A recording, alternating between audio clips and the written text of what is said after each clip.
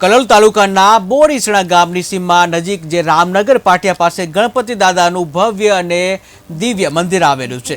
છેલ્લા 16 વર્ષથી ભક્તો પોતાની આસ્થા સાથે ગણપતિ દાદાના દર્શન કરવા માટે આવતા હોય છે, ત્યારે આ મંદિરને અડીને બ્લોક બનાવવાની જે કંપનીમાં ચાલતા મશીનના વધુ પડતા ઘોંઘાટ તેમજ મશીનોના વાઇબ્રેશનના કારણે મંદિરને ભારે નુકસાન થયેલું છે। આ બાબતે મંદિરના સંચાલકે અનેક વખત રજૂઆત કરવા છતાં હજુ સુધી આ સમસ્યાનો કોઈ ઉકેલ આવ્યો નથી।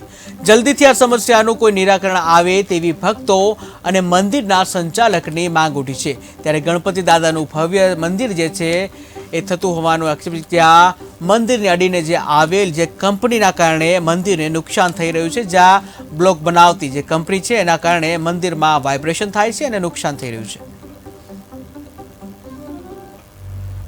આ મંદિરનું નિર્માણ થયું ત્યારથી માંડીને આજ સુધી ધાર્મિક તેમજ સમાજ સેવા સાથે સંકળાયેલું આ મંદિરના અમારા સેવકો છે।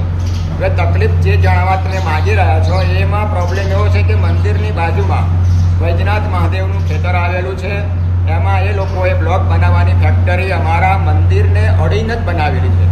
તો એના મશીનોનો વાઇબ્રેશન, એનો ઘોંઘાટ, એનો અવાજ એટલો બધો આવે છે કે મંદિરમાં આવતા દર્શનાર્થીઓને શ્રદ્ધામાં ભક્તિમાં ધ્યાન રહેતું જ નથી।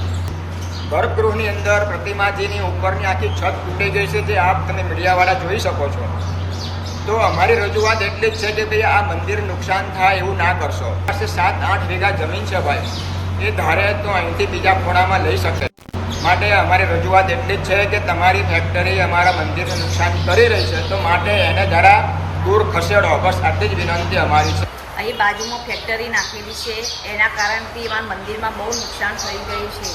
એ બધું મંદિરમાં અંદરે બધું તૂટી ગયું છે, બહાર આ જે સેવા અમે આપીએ છીએ પણ આ બધા જે આવું દર્શન લોકો એ લોકોને બહુ જ એમ એ થાય છે કે આનાથી ફેક્ટરી બાજુમાંથી